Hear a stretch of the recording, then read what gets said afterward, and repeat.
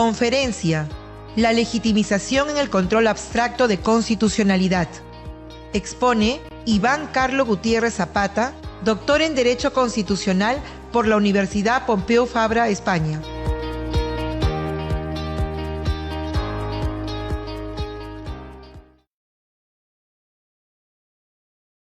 César Blas, del Centro de Estudios Constitucionales del Tribunal Constitucional. Y a nombre de el Centro de Estudios Constitucionales, CEC, es el órgano de apoyo académico y de investigación. A todos los presentes y a los que se encuentren conectados por las plataformas digitales. La conferencia de hoy se titula La legitimación en el control abstracto de constitucionalidad, a cargo del doctor Iván Carlos Gutiérrez Zapata. Para ello, y continuando con el desarrollo de la mencionada actividad académica, daremos pase al doctor Alex Ulloa Ibáñez, director académico del Centro de Estudios Constitucionales del Tribunal Constitucional.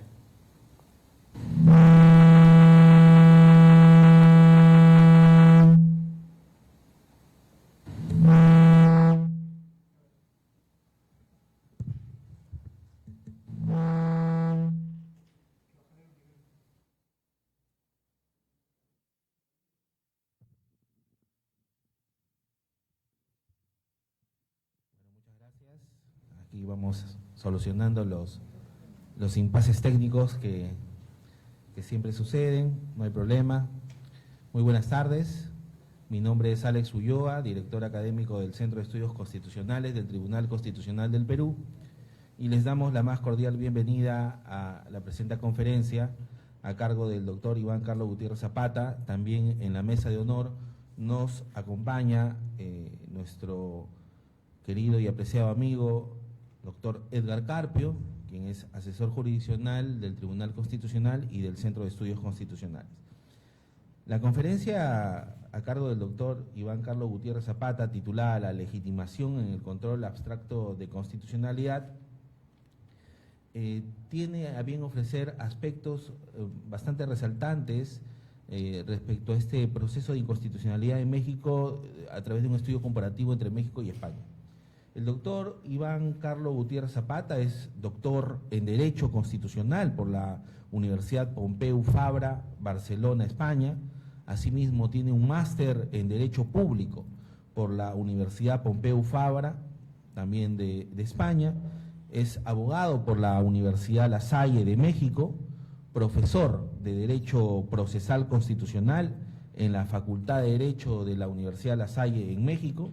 Asimismo, es autor del libro La acción o recurso de inconstitucionalidad, estudio comparativo entre España y México, el cual nos ha traído de manera muy generosa el doctor Gutiérrez para poder leerlo oportunamente.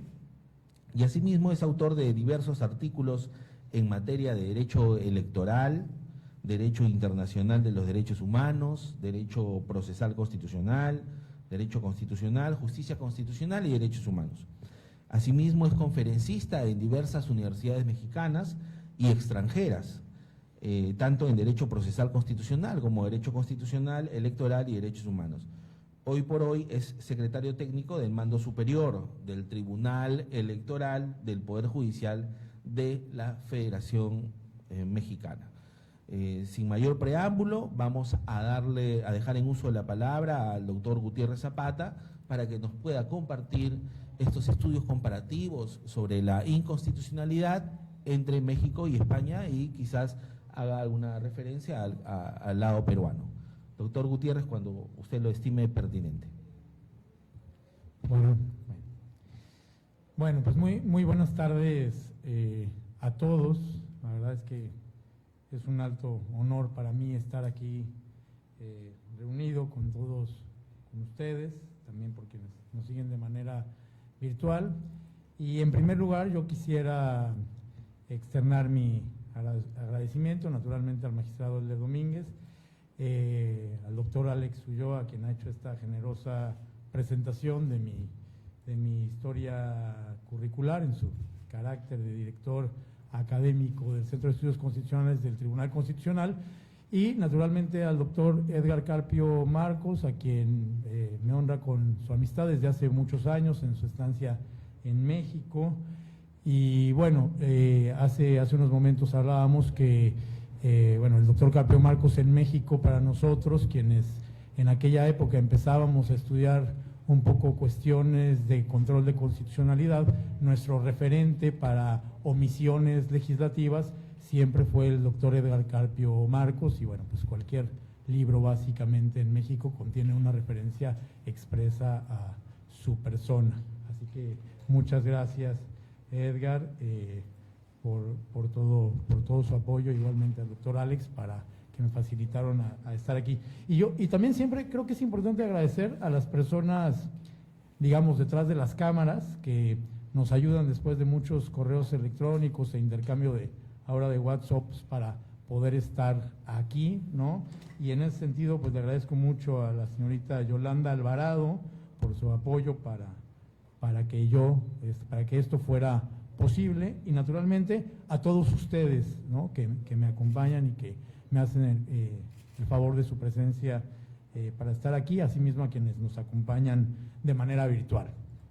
Bueno, yo básicamente un poco mis inquietudes, más allá que el título de la legitimación en el control abstracto de constitucionalidad en México y en otros lugares, como bien lo comentaba el doctor Ulloa, es en el control abstracto, en la acción de inconstitucionalidad, más allá que una manera descriptiva, yo diría analizar un poco cuáles son los problemas, ¿no? O sea, que problematicemos cuál es el problema o cuáles son los problemas que han habido hasta ahora en la legitimación, en la acción de inconstitucionalidad o en el control abstracto, que no son pocos, y creo que tanto en México como en Perú, como en España, en varios lugares tenemos que hacer adecuaciones para que pueda funcionar el control, la legitimación abstracta o la legitimación en la acción de inconstitucionalidad.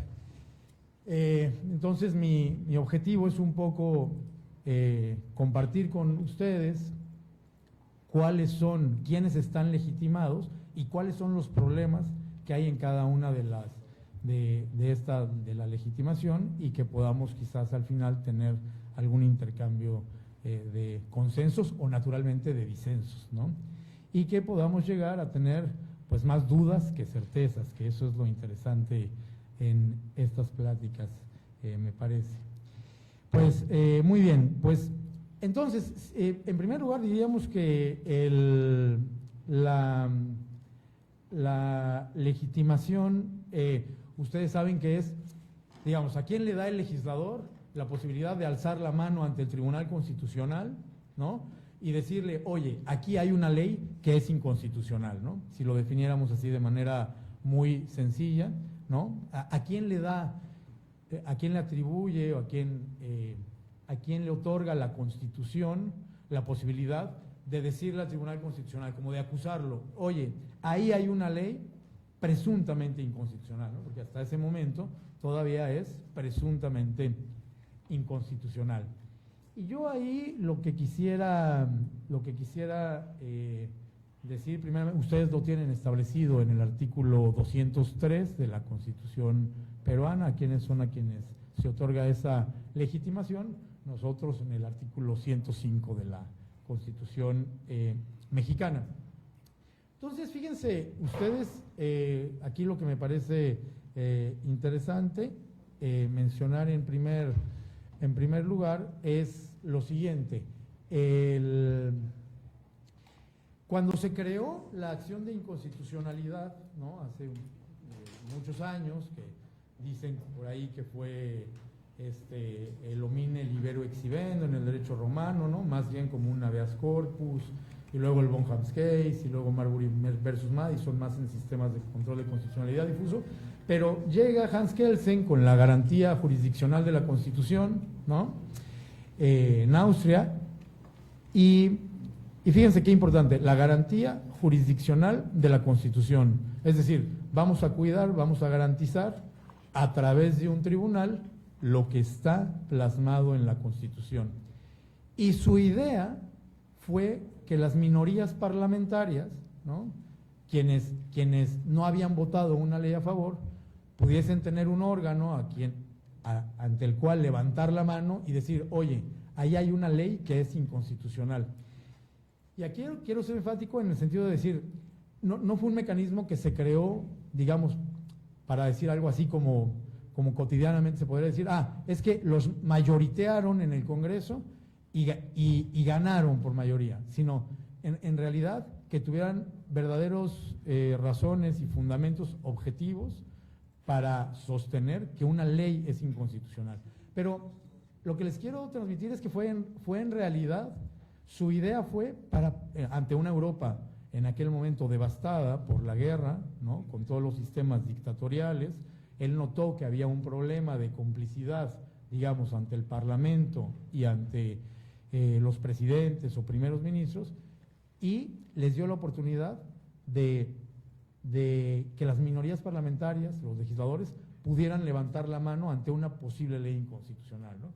Si lo reflejáramos aquí en el salón, en el auditorio en el que estamos reunidos ahora, si todos ustedes fueran un congreso, digamos, si las 4 personas que se encuentran en esta última fila de mi derecha, la izquierda de ustedes, y ustedes crearan una ley, ellos 4 pudieran levantar la mano, ¿no? Digamos que esa fue la idea originaria de la acción de inconstitucionalidad, ¿no?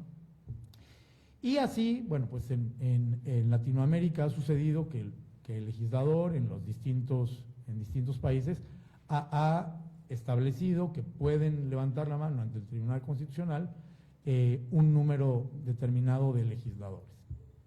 En Perú es el 25%, ¿no?, de acuerdo al 203, y en México es el 33%. De la Cámara de Senadores, el 33% de la Cámara de Diputados y el 33% de las legislaciones locales. Entonces, fíjense bien, y esto,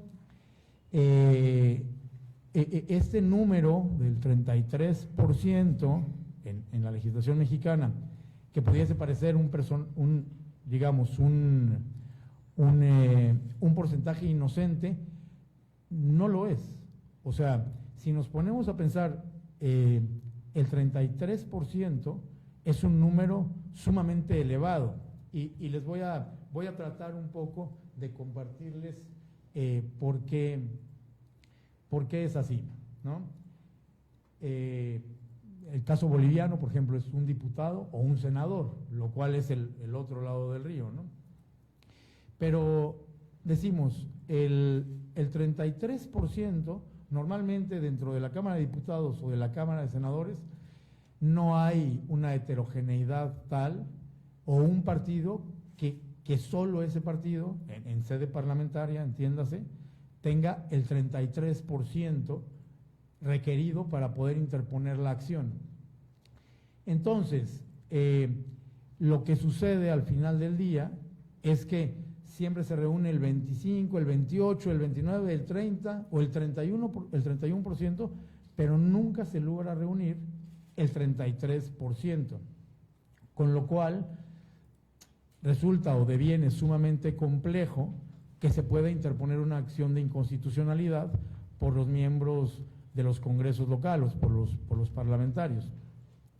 Gráficamente lo quisiera transmitir como si tenemos en la Cámara de Senadores 128 senadores, el 33% nunca se logra reunir. Entonces, un mecanismo de control que originalmente fue creado para proteger a las minorías parlamentarias, pues es imposible, nació, si lo pudiéramos decir así, nació muerto, porque nunca se logra reunir ese 33%. En ocasiones, los partidos minoritarios que no reúnen ese porcentaje, se tienen que reunir con todos los otros partidos que tienen alguna representación en el Congreso, y ni aún así lo logran hacer. Con lo cual decimos, bueno, si la idea originaria fue proteger a las minorías parlamentarias, la verdad es que en la práctica nunca ha ocurrido. En alguna ocasión teníamos la oportunidad de conversar en algún foro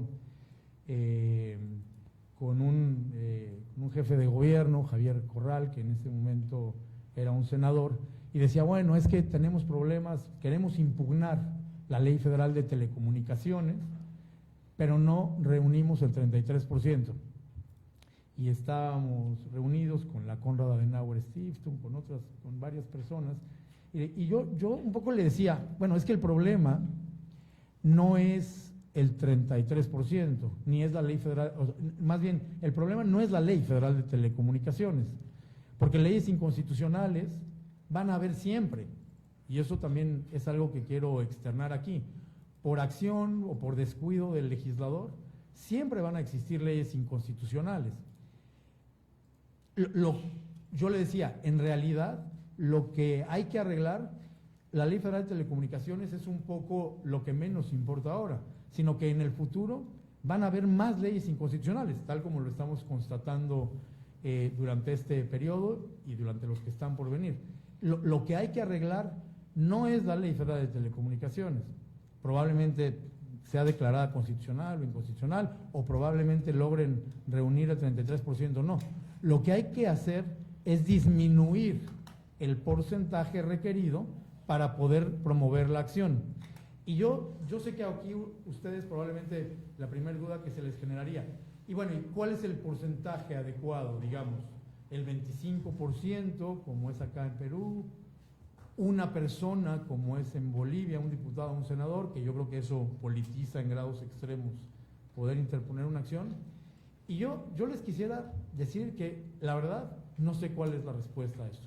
No sé si el 15%, el 10%, el 25%, pero lo que sí sé y me consta es que tendría que ser un porcentaje mucho menor, porque entonces tenemos una Suprema Corte, un Tribunal Constitucional muy robusto, con amplias facultades para acciones de inconstitucionalidad, para controversias o conflictos competenciales, ¿no?, para control de tratados internacionales, para comisiones legislativas, pero que nunca recibe, por parte de los primeros que pueden levantar la mano, nunca recibe una demanda, porque no porque no quieran presentarla, sino porque nunca se pueden reunir. Entonces, creo que esa es una primer labor que tiene o que tendría que adecuar el constituyente, ¿no?, el legislador, para permitir que ese porcentaje sea menor. Porque si esa fue la idea originaria de su creación, en la práctica, pues, tener el 33% es nugatorio y es negar, pues, una tutela judicial efectiva, digamos, a una minoría parlamentaria. Entonces, creo que en México, digamos, ese es el principal o uno de los problemas que tiene la legitimación, ¿no? Y bueno, digamos que es algo así como las llaves del Tribunal Constitucional, ¿no? Y si no se tienen las llaves para poder abrirlo, pues es muy complejo, digamos, que pueda avanzar. Entonces, ese es un primer problema. No tengo la respuesta, pero sé que tendría que ser un porcentaje menor.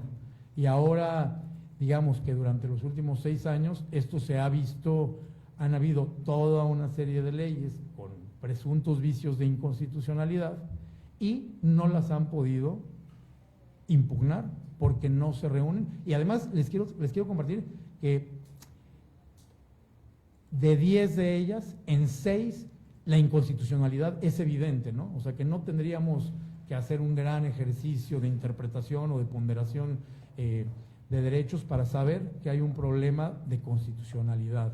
Entonces, ahí hay un grave problema, diría yo, en el artículo 105 de la Constitución mexicana para poder ejercitar acciones. No sé si lo mismo ocurra con el 25% que requieren acá, pero veo que por lo menos, digamos, es un porcentaje menor, ¿no? Entonces, que les puede permitir eventualmente reunirse para promover la acción de inconstitucionalidad. Entonces, ese es el primer problema que veo en 3 de las 8 legitimaciones o 7 legitimaciones que tenemos. Luego, el fiscal general de la República puede ejercitar también acciones de inconstitucionalidad únicamente contra leyes, ¿no?, por la propia naturaleza del fiscal, que es quien investiga los delitos, es el titular del Ministerio Público, únicamente contra leyes en materia penal y procesal penal. Nada más que aquí les quiero también compartir, digamos, cuál es la problemática que yo veo ahí, ¿no? Y que se ha advertido naturalmente por varias personas que nos interesan estos temas. Y al fiscal general de la República lo designa el presidente de la República, ¿no? Lo propone el presidente de la República, lo ratifica el Senado de la República y lo puede remover libremente el presidente de la República. Con lo cual, es como si a cualquiera de los que estamos reunidos aquí nos designan para el cargo de fiscal, ¿no? Y la Constitución nos atribuye poder impugnar las leyes de las iniciativas del presidente de la República o del Senado de la República o de la Cámara de Diputados. Sí, solo que hay un grave problema. La enorme mayoría de la Cámara de Senadores, la enorme mayoría de la Cámara de Diputados, ¿no? Y las iniciativas del presidente pertenecen al mismo partido político. Entonces, pues ningún fiscal general de la República dormiría tranquilo promoviendo una acción de inconstitucionalidad contra su jefe, ¿no? O contra el partido que lo propuso. Entonces, ¿por qué? Porque hay una dependencia, ¿no? O está subordinado al Ejecutivo, porque lo puede remover libremente. Entonces, seguramente cuando haya un fiscal general de la República que quiera ejercitar una acción de inconstitucionalidad, a la noche siguiente a la que firme la demanda, cuando llegue a su oficina, estará la renuncia sobre su escritorio, ¿no? Entonces, ya, si ustedes se fijan, el problema se va incrementando, porque entonces la ley no pudo ser impugnada por Cámara de Diputados, tampoco pudo ser impugnada por Cámara de Senadores, porque no se reúne el 33%. Y el fiscal general de la República tampoco lo hace, porque depende justamente de quienes pueden ejercitar la acción y porque el presidente de la República lo puede remover libremente. Entonces, y esto, digamos, yo creo que es pues, por naturaleza humana, ¿no? Que no necesariamente la Constitución no le brinda las garantías para que pueda trabajar adecuadamente, ¿no? Entonces, esta subordinación, el que te puedan decir, te separo automáticamente del cargo, no ayuda en nada, ¿no? Quizás si tuviese ser que ratificada la renuncia por la mayoría del Senado, entonces sí podría interponer acciones de inconstitucionalidad. Pero ¿qué ha pasado? Que el fiscal, a pesar de que haya normas inconstitucionales o leyes inconstitucionales evidentes, no interpone la acción por temor o pertenencia propiamente al Ejecutivo Federal. Entonces, ese es otro de los problemas, y como lo mencioné, yo quisiera más que transmitirles quiénes pueden ejercitar acciones de inconstitucionalidad, cuáles son los problemas que tienen para poder ejercitarlos.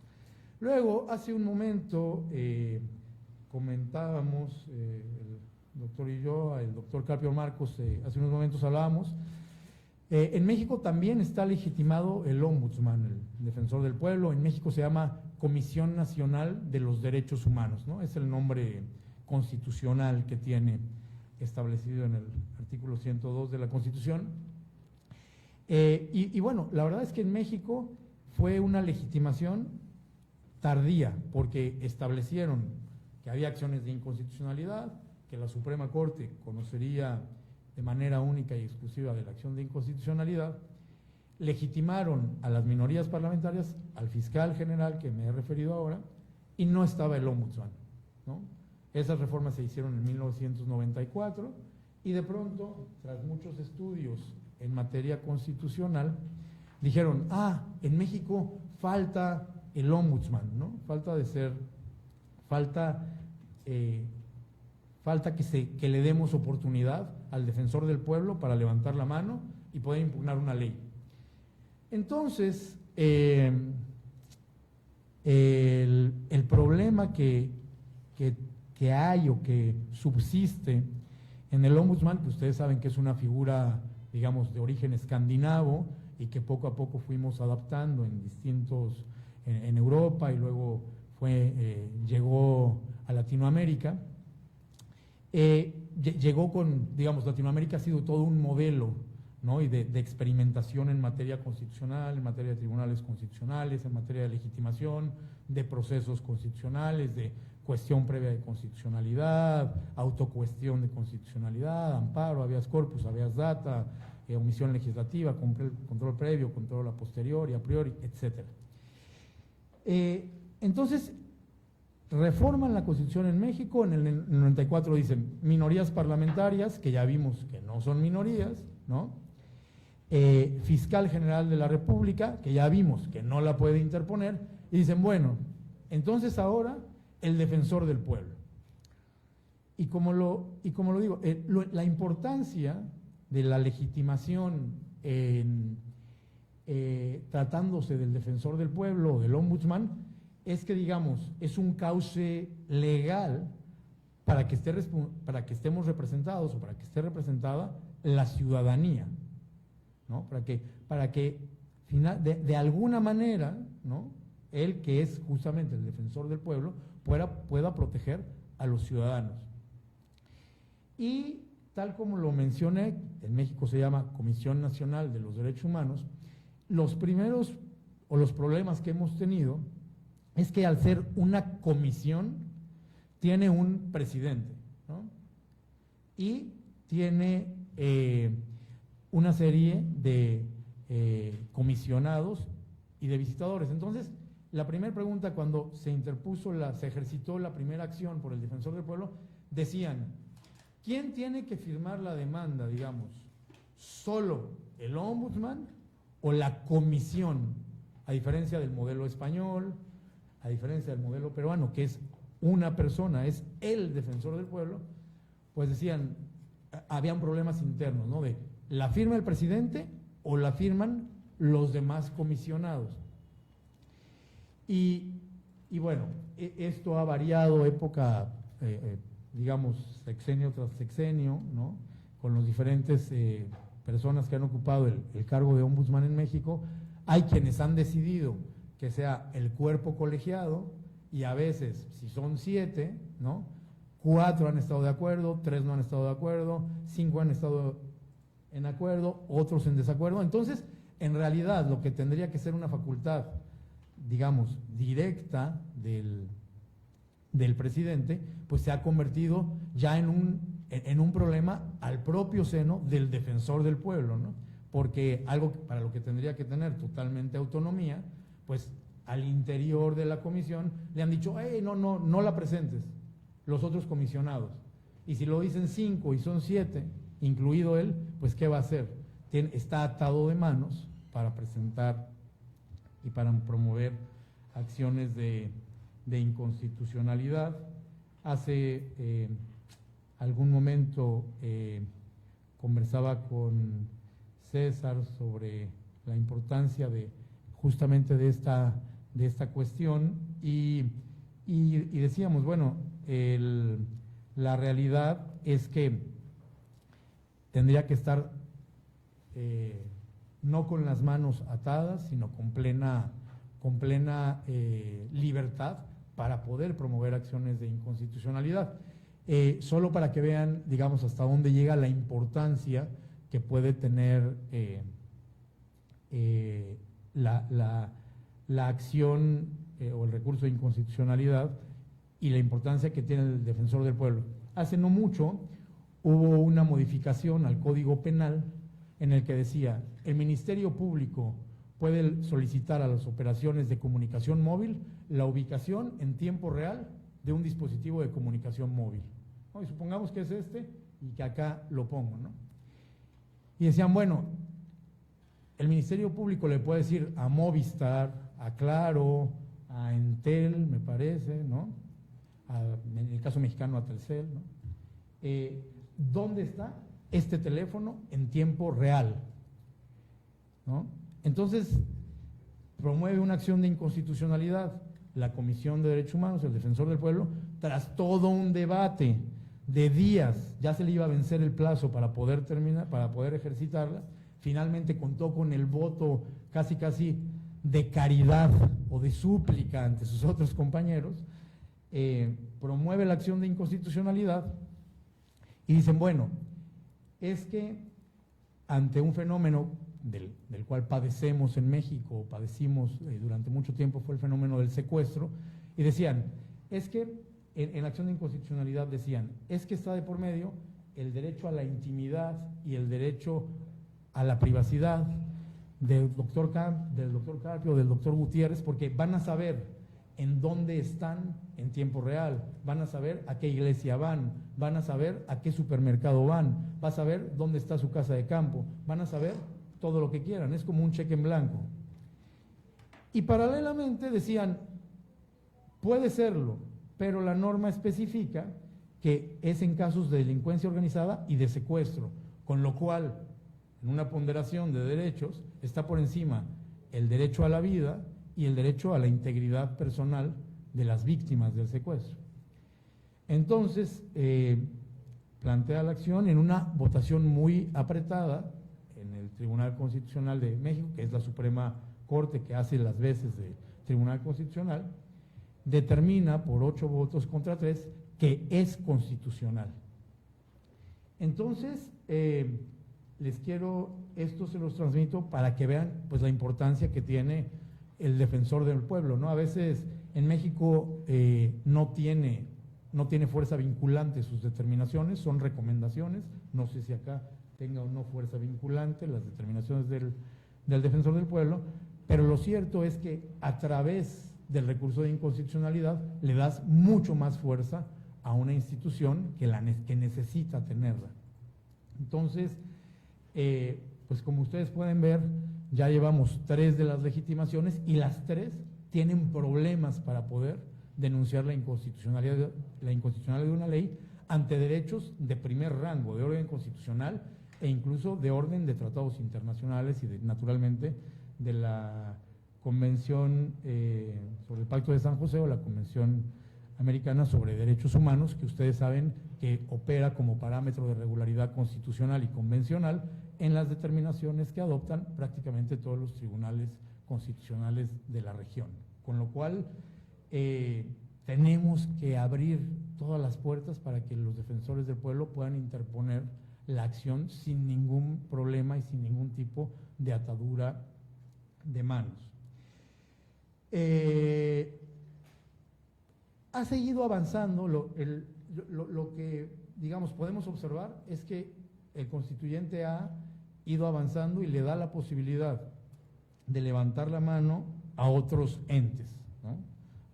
a otros entes para que puedan acudir al Tribunal Constitucional. Y en México, en el 2007, fíjense, esto está muy interesante porque legitimaron a los partidos políticos.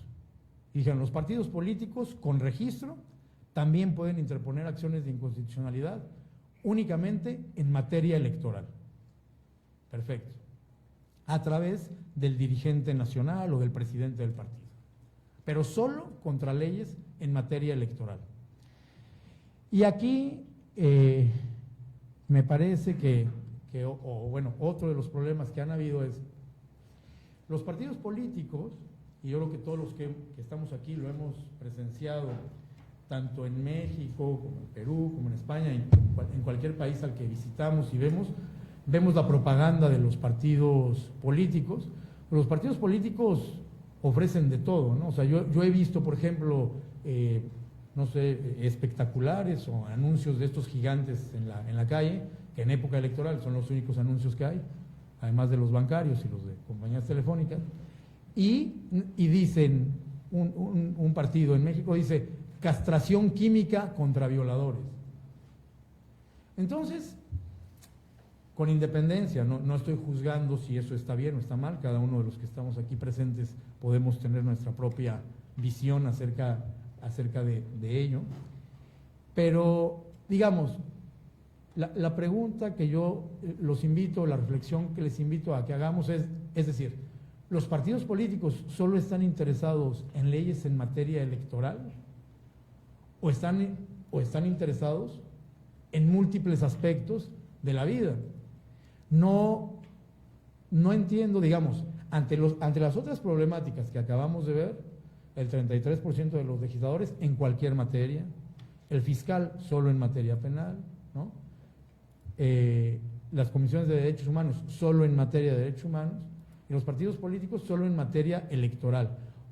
Y yo aquí mi pregunta es, o sea, ¿tendría que ser solo en materia electoral o deberíamos de abrir la puerta para que puedan ejercitar acciones en cualquier materia, ¿no? En este caso que estamos hablando de la castración química, ¿no?, que ellos proponían, supongamos que existiera, pues yo no veo por qué no puedan impugnar contra normas que violenten el derecho a la vida, el derecho a la integridad personal, el derecho a la salud, ¿no? Creo que nos hace falta reflexionar si estas legitimaciones que dicen tú solamente en materia electoral, tú solamente en materia de derechos humanos, tú solamente en materia de protección de datos personales. Yo creo que si de por sí ya tenemos problemas, ¿para qué ponemos más candados de carácter material, ¿no?, de solo este tipo de normas? Entonces, y naturalmente hay, y se los comparto con toda transparencia, naturalmente hay, no, es que los partidos políticos, si les das esa atribución, van a impugnar en todas las materias. Bueno, está bien. Ya, el Tribunal Constitucional tendrá su Dirección General de Procedencia o de Improcedencia y dirá si sí es susceptible de ser analizado o si no lo es, ¿no? Yo pienso que habría que reflexionar sobre lo que o sea, sobre la amplitud, o si está bien que se queden únicamente con leyes electorales. Bien, ha seguido avanzando, ¿no?, únicamente con 2 legitimaciones más, y se estableció que el Ejecutivo, a través de la Consejería Jurídica del Ejecutivo Federal, es decir, el abogado del presidente de la República, ¿no?, que en este momento es abogada, pueda ejercitar acciones de inconstitucionalidad, y ahí sí, fíjense, digamos, cómo el Ejecutivo Federal, y yo creo que eso es algo que sucede en Latinoamérica, tiene amplias facultades. La Consejería Jurídica del Ejecutivo Federal puede interponerla en cualquier materia, electoral, en derechos humanos, contra cualquier presunto atentado contra la Constitución. Y bueno, aquí yo, en realidad, más que un problema, creo que podríamos hablar de esta apertura para que el titular del Ejecutivo Federal pueda hacer lo que quiera, ¿no? Y si entendemos un poco bien el principio de división de poderes, ¿no?, al menos como lo aprendimos, es como una estructura muy piramidal. Siempre hemos visto poder ejecutivo, poder legislativo y poder judicial. Y pareciera que es una pirámide y en realidad tendría que ser algo de carácter horizontal. Y creo que esto es una muestra más de cómo el presidencialismo en Latinoamérica ha sido pujante, ¿no? Y ha querido decir, yo sí puedo hacer todo. El Senado el 33%, en lugar de que sea el 10%. Cámara de Diputados el 33%. Y solo contra determinadas leyes. El Ombudsman también solo contra derechos humanos. El Fiscal General de la República solo en materia penal. Pero yo en la materia que yo quiera. Entonces, si tenemos una división de poderes, ¿por qué no descentralizamos y dejamos que los demás también, digamos, tengan herramientas para defender la Constitución? Que si nos ponemos a pensar, esa es la idea que subyace a cualquier mecanismo de control constitucional, que la Constitución sea una Constitución viva y no como durante muchos años lo tuvimos en prácticamente todos los países en los que justamente el presidencialismo pues era apabullante y que únicamente eran ellos quienes diluían el principio de división de poderes. Entonces, ahí me surge, digamos, muchas dudas al respecto. Y finalmente, en México existe un órgano que se llama el Instituto Nacional de Acceso a la Información Pública. No sé si existe, digamos, su símil acá. Es un órgano básicamente al que cualquier ciudadano le puede preguntar qué ha sucedido, digamos, y plantearle cuestionamientos de la información acerca del Poder Legislativo, del Poder Ejecutivo y del Poder Judicial. Y le puede cuestionar cualquier cosa. Y este órgano le debe entregar la información, como si le pregunta, ¿cuál es el presupuesto del Poder Legislativo? ¿Cuál es el presupuesto del Poder Judicial? ¿Cuál es el presupuesto de la Suprema Corte? Todas las preguntas este órgano las debe de responder a un ciudadano. Entonces, también se le otorgó legitimación, es un órgano constitucional autónomo, esto habría que resaltarlo, y ahora el motivo de mi comentario, es que estos órganos pueden ejercitar acciones de inconstitucionalidad contra leyes en materia de protección de datos personales y acceso a la información pública. Y no lo veo mal, o sea, digamos, con todos los problemas que hay para que se puedan ejercitar acciones, pues bienvenido sea alguien más que pueda ejercitarlas, por lo menos en materia de protección de datos personales y en materia de acceso a la información. Pero entonces, la pregunta que yo planteo aquí y que la dejo abierta es, en México tenemos aproximadamente 10 órganos constitucionales autónomos, el Banco de México, el Instituto Nacional Electoral, el Ombudsman, la Comisión Federal de Competencia Económica y toda una serie de órganos constitucionales autónomos que aparecen y desaparecen en cada sexenio, ¿no? Pueden ejercitar conflictos competenciales, ¿no? Que ahí está resguardado su ámbito de competencias, pero en control abstracto únicamente está el Instituto Nacional de Acceso a la Información y la Comisión Nacional de Derechos Humanos. Entonces, decimos, ¿y por qué generas un desequilibrio procesal con el resto de los órganos constitucionales autónomos? Es decir, ¿por qué el Banco de México, que es un órgano constitucional autónomo, no puede interponerla en materia de intermediación bursátil y en materia bancaria, de la cual todos los ciudadanos de alguna manera estamos vinculados y nos interesa, digamos, que su reglamentación y la normativa en materia bancaria y de seguros y de fianzas sea constitucional? ¿Por qué no permitimos que la Universidad Nacional Autónoma de México la pueda interponer en materia de autonomía universitaria y de derecho a la educación?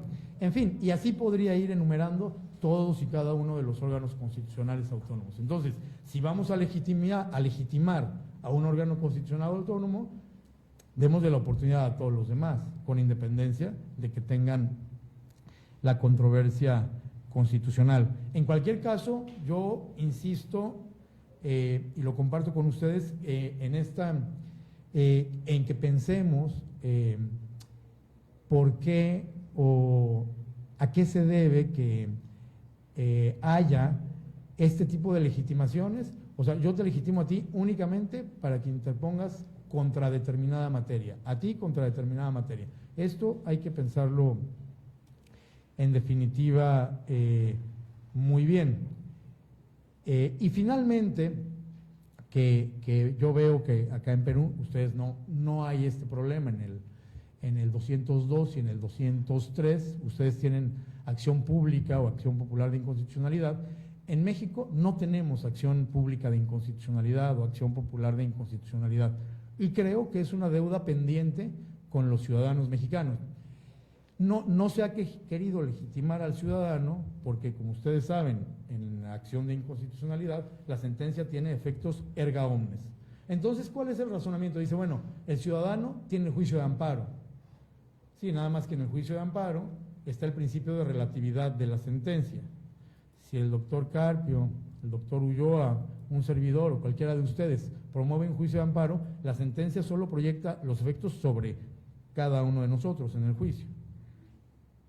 En la acción de inconstitucionalidad se declara con efectos generales la inconstitucionalidad de la ley. Entonces, a ver, yo aquí, y digamos, yo he tratado en lo que me ha sido posible con mi pequeño grano de arena contribuir en esto y con algunas publicaciones y conferencias como la que estamos el día de hoy, decir, bueno, aperturemos, ¿no? Como un llamado al legislador a que los ciudadanos puedan ejercitar acciones de inconstitucionalidad sin necesidad de agravio personal y directo como en el juicio de amparo. Finalmente todos nosotros pertenecemos al Estado, contribuimos al Estado de alguna manera y también nos interesa que no vivamos entre leyes inconstitucionales. Entonces, ¿por qué no? O ¿por qué negarle al ciudadano, ¿no? Digamos, además es un elemento más de democracia participativa, no solo el referéndum, no solo el plebiscito, no solo la revocación de mandato, sino también la acción de inconstitucionalidad, que es la herramienta en manos del ciudadano para poder denunciar una ley que es inconstitucional. Si elegimos a senadores, si elegimos a diputados y a quienes hacen las leyes, ¿por qué no vamos a poder denunciar cuando elaboran una ley mal hecha y que atenta contra nosotros, contra nuestros derechos fundamentales, contra las instituciones del Estado? Es decir, el ciudadano tenemos que estar más involucrados en ello, o como cuando hay alguna omisión del legislador. También el ciudadano debería poder, oye, no estás haciendo tu trabajo, le presento al Tribunal Constitucional para que te ordene que confecciones la nueva norma.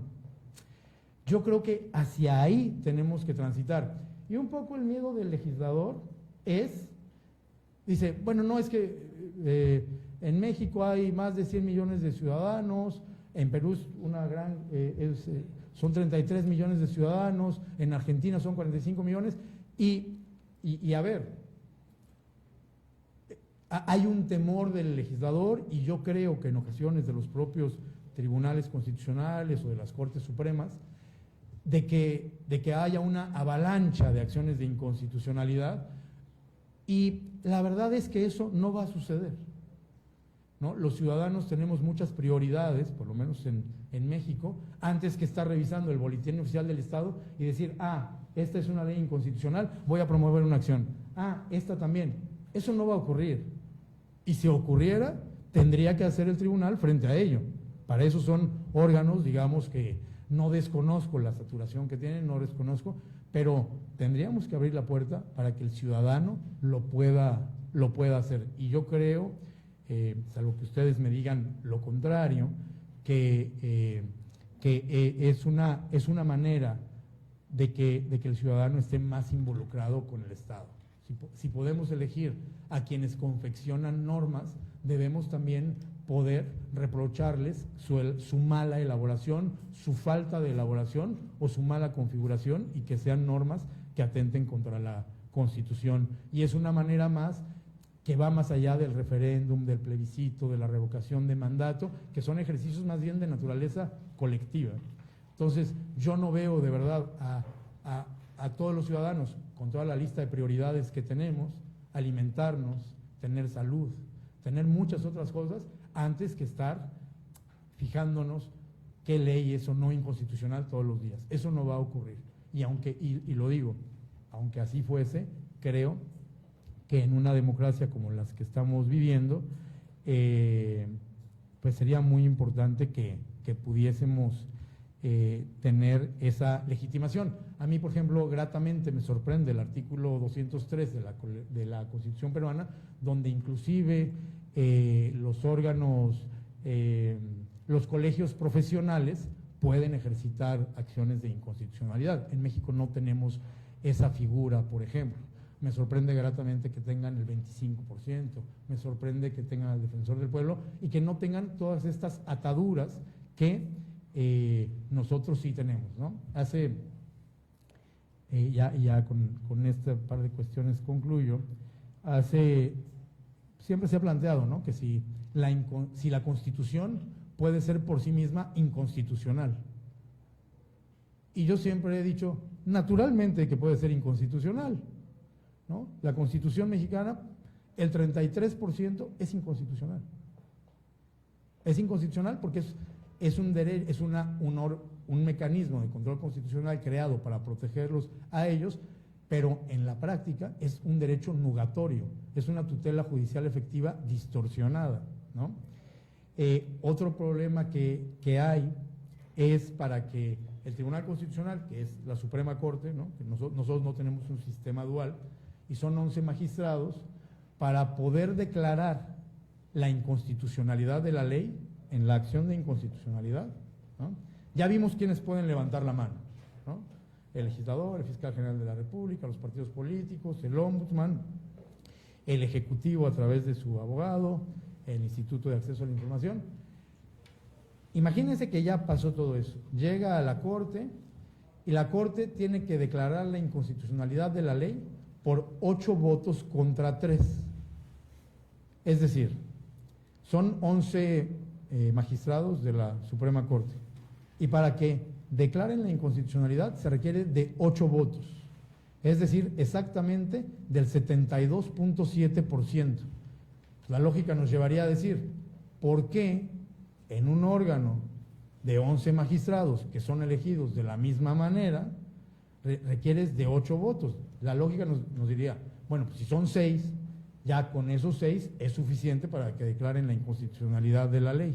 ¿O por qué va a valer más el voto de otros 3 frente al de los otros 5? Entonces, mucha gente dice, la Corte llegó a la conclusión por 7 votos contra 4 de que la ley es inconstitucional. Entonces, la ley se declara constitucional. Y la gente, digamos, la ciudadanía que no está involucrada con este tipo de procesos dice, ¿por qué si 7 votaron que es inconstitucional, la ley es constitucional? ¿No? La lógica más elemental, ¿no?, nos diría, bueno, pues 6 contra 5, ¿no? Entonces, pues es una hipermayoría. O sea, si finalmente logra llegar la acción de inconstitucionalidad al tribunal, después de todos los problemas que acabo de relatar, si finalmente logra de alguna manera declararse la inconstitucionalidad o reunirse 7, pues resulta que la ley es constitucional porque no alcanzaron a ser 8. Y quiero ese escenario, lo quiero dramatizar aún más. El Pleno puede funcionar en acciones de inconstitucionalidad con 8 ministros, con 8 magistrados. Imagínense que 3 se fueron a alguna comisión o vinieron a Perú a una charla al Tribunal Constitucional y al Centro de Estudios Constitucionales, y que solo está funcionando con 8 magistrados. Si 7 votan por la inconstitucionalidad, pero 1 dice que es constitucional, la ley es constitucional. Con lo cual, naturalmente, las constituciones pueden ser inconstitucionales. Y ese es otro ejemplo evidente, ¿no? Entonces, también en el caso mexicano, pues como podrán ver, tenemos varios pendientes, o muchos pendientes, diría yo, con un medio de control constitucional que ha sido por excelencia en muchos países un mecanismo eficiente, eficaz, que trae un beneficio para toda la ciudadanía, porque la sentencia tiene efectos erga omnes, ¿no?, efectos generales. Tendría que tener mucho menos ataduras. Pareciera que en México se confeccionó, dicho por el doctor Jorge Carpizo en su momento, con miedo a que existiera, ¿no? Entonces yo creo que no juzgo que pueda existir a nivel estatal esta clase de temores, pero creo que, digamos, ya casi a 30 años de su existencia tendríamos que pensar en hacer, pues, reformas, pues, muy importantes, ¿no? La acción pública me parece fundamental, el porcentaje del legislador me parece fundamental, y también el número de votos en la Corte, ¿no?, que implica además supravalorar el voto de algunos magistrados y minusvalorar el de otros, porque un 8 contra 3, digamos, yo sé que las matemáticas pueden no ser propias del ejercicio de la abogacía en muchos casos, pero esas son las matemáticas más elementales. Entonces, bueno, pues creo que hay, pues, una labor muy importante que hacer, y en la medida que podamos tener este tipo de conversatorios y de alguna manera ir adecuando estas cuestiones, pues tendremos unas democracias un poco más eficaces, en la que también los ciudadanos estemos más involucrados. Pues muy bien, yo hasta aquí lo dejaría. Si con esto logré, digamos, generarles más dudas que certezas, pues me iré muy tranquilo y muy agradecido. Gracias a todos, buenas tardes.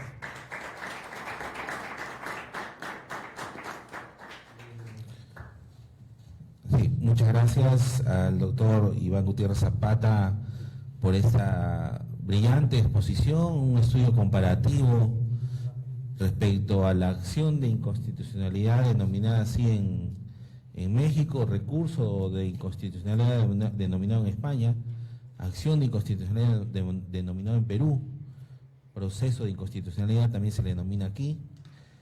Se ha pasado a los que nos están acompañando a través de las redes sociales un formato para realizar preguntas si es que lo tienen a bien. También se le va a ceder el uso de la palabra a quienes nos acompañan de manera presencial, si es que así lo consideran, para hacer una pregunta al doctor. Y vamos a cederle el uso de la palabra al doctor Edgar Carpio Marcos para que pueda plantear la pregunta del caso. Estimado doctor Carpio. Gracias, Alex. Primero, felicitar a Iván por su exposición bastante ilustrativa de lo que sucede con la legitimación y la acción abstracta de inconstitucionalidad en México.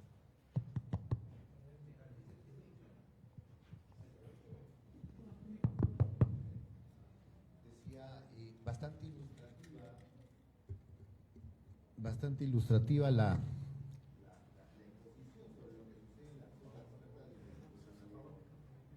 tiene una peculiaridad, como decía Iván, cada sexenio las cosas se van modificando, porque cada sexenio efectivamente se produce un abanico de reformas constitucionales y digamos, en México tienen una peculiaridad, si bien existe una ley que desarrolla esto del artículo 104 de la Constitución, ¿no? ¿Es el 104?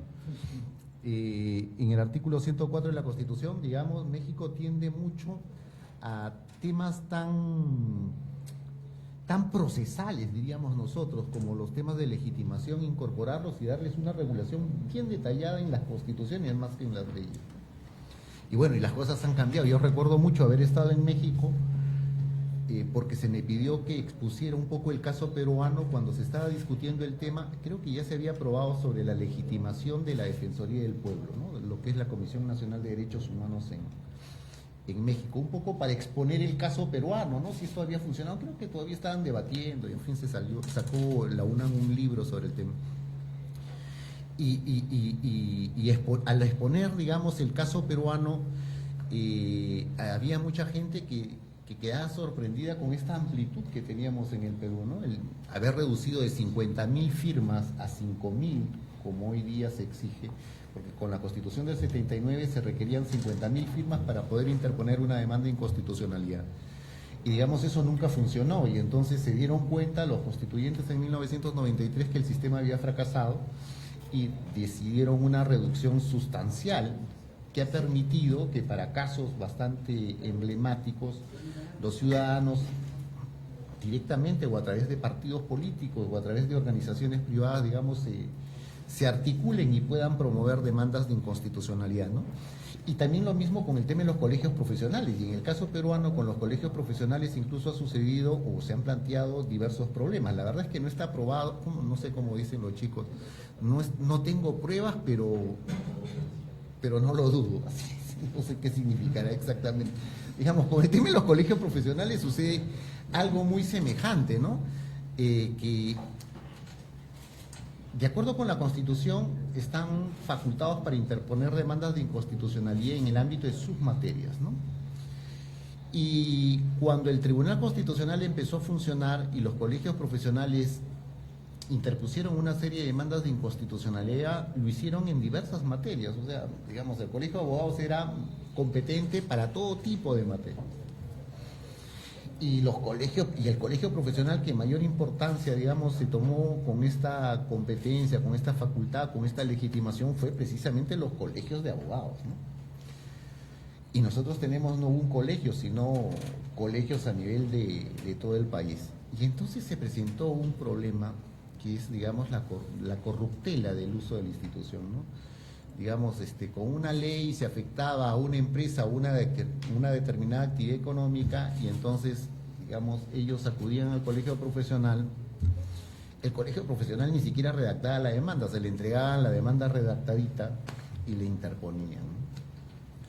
Y entonces, eso generó que el tribunal en algún momento, recuerdo el 2010, 2011, tal vez un poquito más, digamos, se tomara en serio lo que decía la Constitución, en temas de tu especialidad, en los asuntos que te correspondan. Y entonces, yo creo que la pregunta, digamos, me parece que va a tener una respuesta negativa, pero no me resisto a no formulártela.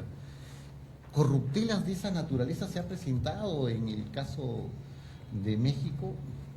Pienso, no sé, la Comisión Nacional de Derechos Humanos, digamos, también puede interponer este tipo de demandas, y en materia de derechos humanos, y en materia de derechos humanos ingresa casi todo, ¿no? O gran parte, digamos, de los problemas constitucionales. O en el caso de la Procuraduría General de la República, ¿no? Que sería nuestro fiscal en Perú, ¿sí? Que tiene también una competencia amplia, ¿no? Y la segunda pregunta que te formularía, un poco con el propósito de que, digamos, nos ilustres, es, en México no hay un tribunal constitucional, las funciones del tribunal constitucional lo realiza el Tribunal Supremo, y México es un estado federal, ¿no? El Tribunal Supremo Federal es el competente para conocer estas acciones abstractas de inconstitucionalidad. Entonces la pregunta es, ¿qué sucede, aparte de inaplicar para un caso concreto que un juez puede realizar en cualquier proceso ordinario, qué sucede, digamos, con las leyes inconstitucionales que constantemente los jueces mexicanos, ya sean los estaduales como de la federación, digamos, advierten cuando se encuentran frente a una ley inconstitucional? ¿Qué sucede en esos casos con la ley, además de inaplicarse para el caso concreto, ¿no?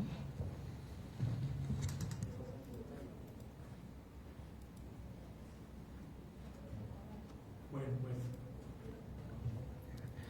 muchas gracias, doctor Carpio, por sus preguntas. Muchas gracias, Javier. Muy interesantes los dos planteamientos.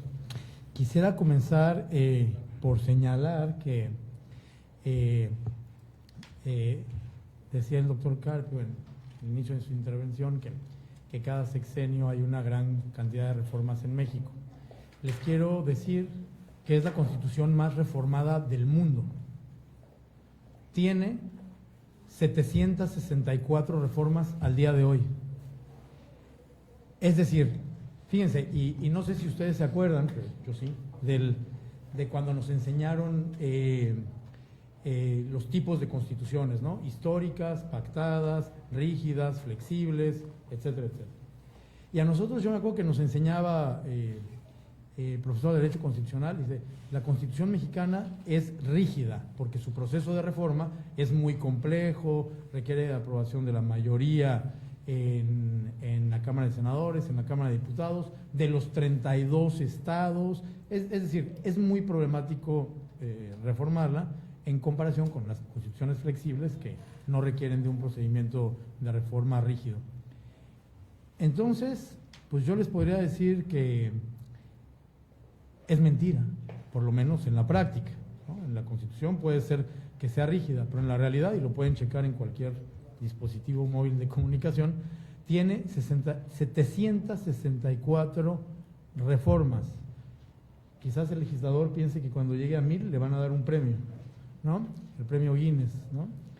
Y es algo muy grave, ¿no? Porque, digamos, en Europa, cuando va a haber una reforma, es motivo de que salga en primera plana en todos los periódicos, ¿no? Van a reformar la Constitución. En México es la práctica, a nadie le sorprende que vayan a reformar la Constitución porque es algo que lo escuchamos todos los días, ¿no? Me imagino la conversación de un legislador con otro en un café, ¿no? Oye, ¿qué le reformamos hoy a la Constitución? ¿No?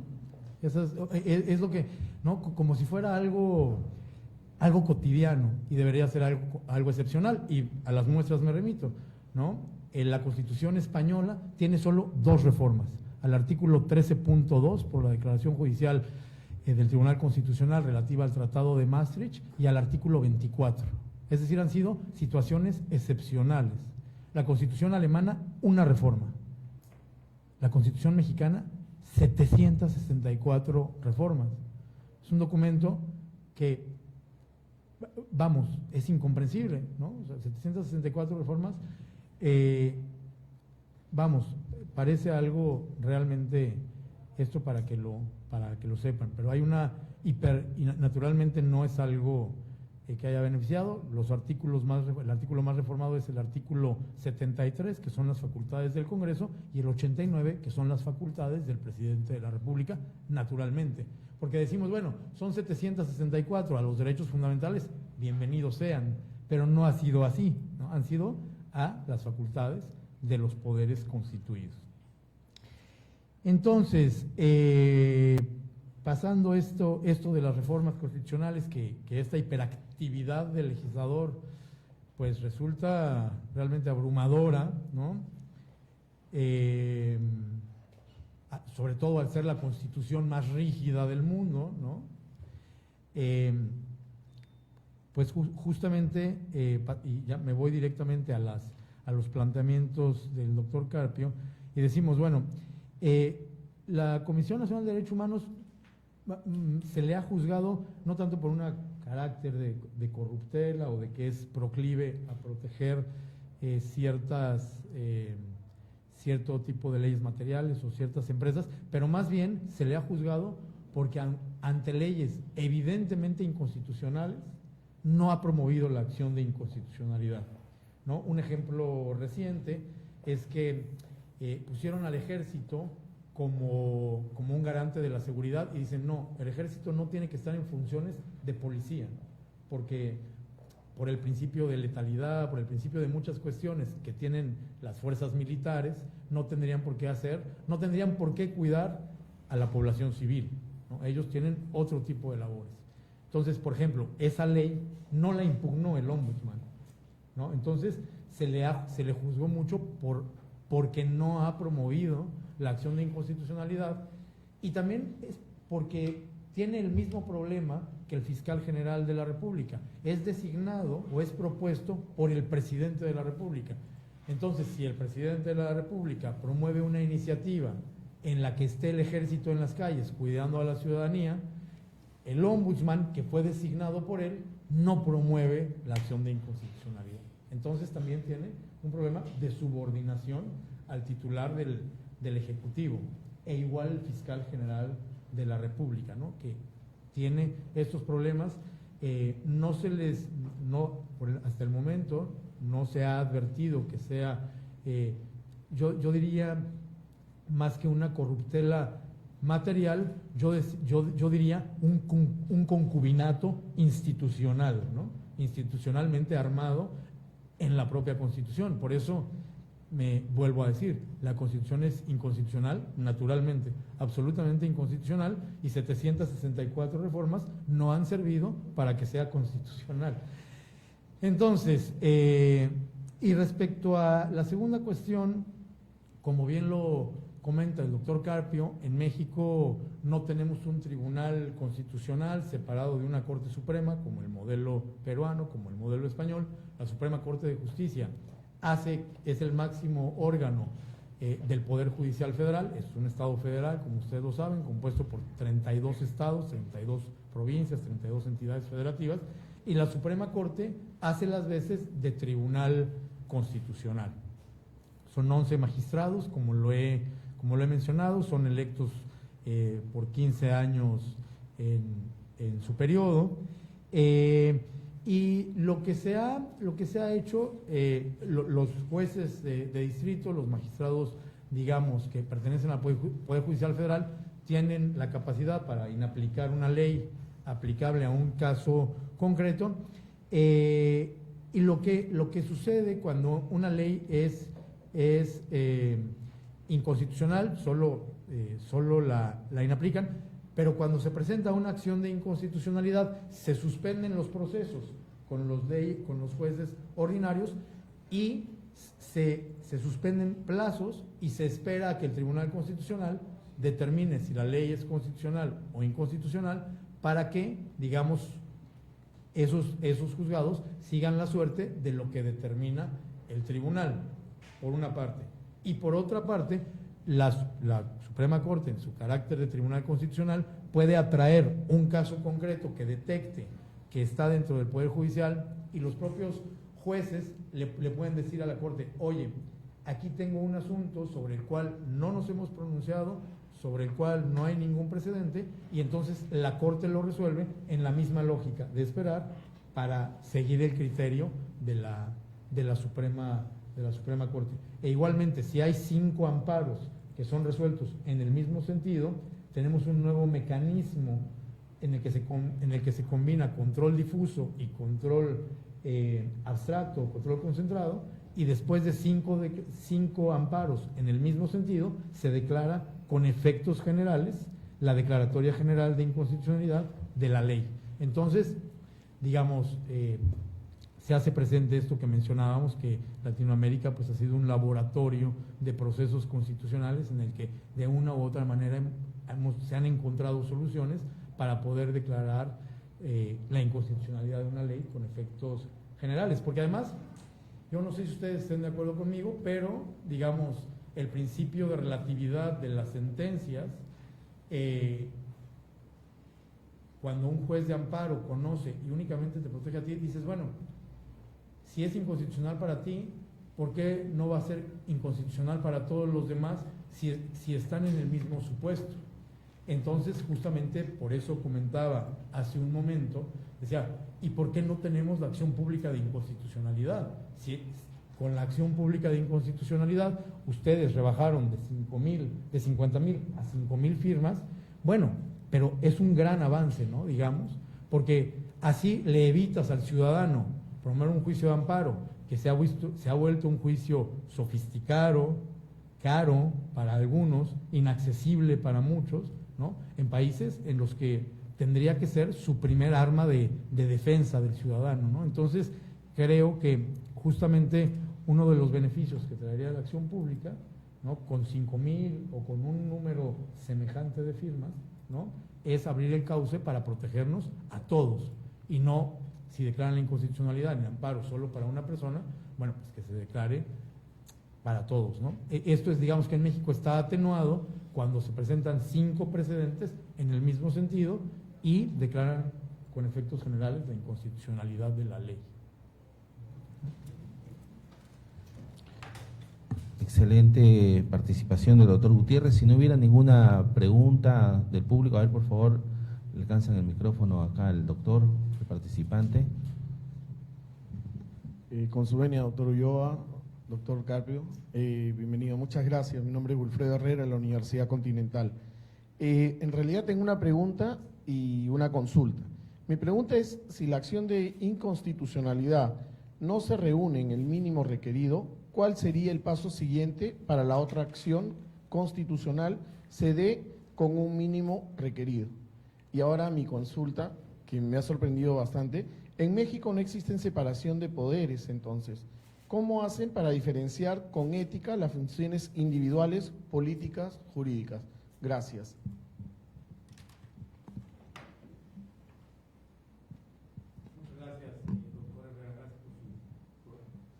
Gracias, doctor Herrera, gracias por sus preguntas, muy interesantes las dos de ellas. El primer supuesto, digamos, en el caso en el que no se reúna el 33%, pues digamos que justamente aquí se atenúa, ¿no? O se atenúa el dramatismo, si le podremos llamar de alguna manera, que tiene la acción de inconstitucionalidad. Porque, a diferencia de ustedes, el plazo para interponer la acción de inconstitucionalidad es solo por 30 días a partir de la publicación de la norma.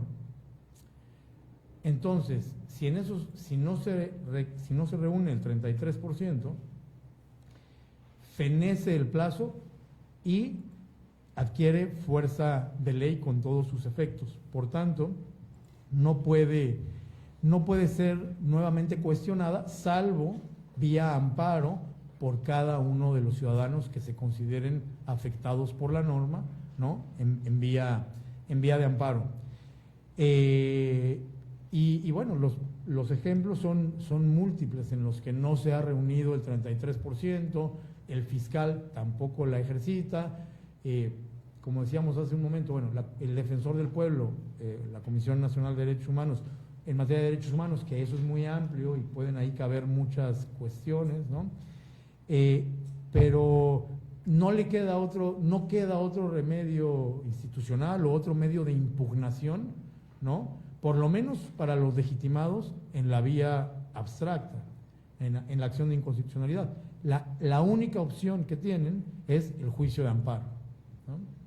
Entonces, digamos, pero la propia Constitución, el artículo 105 dice, si no se reúne el 33% o no es impugnada dentro de los 30 días después, al día siguiente de su publicación en el Diario Oficial de la Federación, digamos, adquiere toda la fuerza de ley, y es cuando sostengo que el ciudadano pues es el más afectado, porque la ley surte todos sus efectos. Igualmente, no hay suspensión en el control abstracto de constitucionalidad, con lo cual la ley tiene vida desde el momento en que nace, ¿no?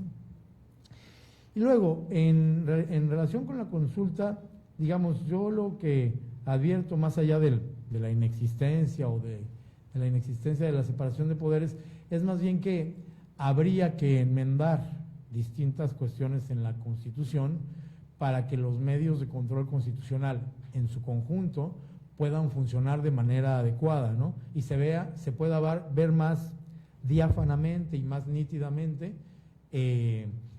pues la correcta separación, ¿no? Porque esta cuestión de 8 votos contra 3, esta cuestión del 33%, esta cuestión que designo al fiscal y yo mismo lo quito, designo al ombudsman y yo mismo lo quito, no, y digamos, el ombudsman pues es un órgano constitucional autónomo, ¿no? Entonces, creo que ante esta hiperactividad normativa, que es verdad y lo pueden buscar en sus dispositivos móviles, verán que son 764 reformas. Entonces la pregunta es, ¿y esto por qué no lo has reformado? Si es el deporte que mayormente practicas, ¿no?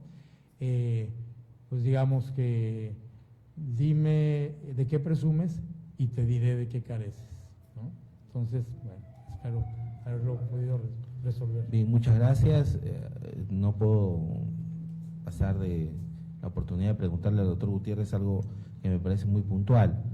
En el caso peruano se ha entregado la posibilidad de interponer demandas de inconstitucionalidad tanto a instrumentos de democracia representativa, como en el caso del Poder Ejecutivo o los congresistas, pero también a la democracia directa, que es el caso de que pueden interponer demanda de inconstitucionalidad 5.000 ciudadanos con firmas debidamente comprobadas por el Jurado Nacional de Elecciones.